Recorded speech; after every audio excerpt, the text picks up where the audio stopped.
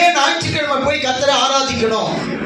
6 நாள் நம்மை பாதுகாத்த தெய்வம், 6 நாள் நம்மை நடத்தின தெய்வத்திற்கு, 6 நாள் நமக்கு அற்புதங்களை செய்த தெய்வத்திற்கு, 6 நாள் சுகத்தையும் பலத்தையும் ஆரோக்கியம் தந்த தெய்வத்திற்கு நாம் நன்றி சொல்ல வருகிறோம்.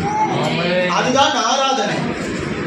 தேவனுக்கு நன்றி சொல்வதுதான் ஞாயிற்றுக்கிழமை செய்கிற ஆராதனை.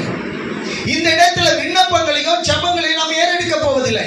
முழுவதுமாக கர்த்தரை மகிமைப்படுத்துகிற செயல்கள் தான் ஒரு ஆராதனையில் இருக்கணும். ஒரு ஆராதனைன்னா கர்த்தரை மகிமைப்படுத்துகிற காரியம் அந்த ஆராதனையில இருக்கணும்.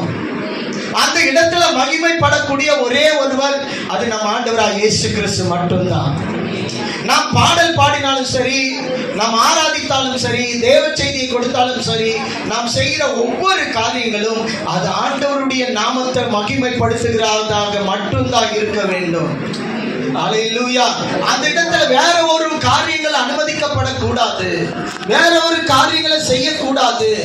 ஆண்டவருடைய நாமம் மட்டுமே ஆராதனையில உயர்த்தப்பட வேண்டும். ஞாயிற்றுக்கிழமை சபை தேவனை மகிமைப்படுத்துகிற ஒரு நாள், தேவனுக்கு நன்றி செலுத்துகிற ஒரு நாள்.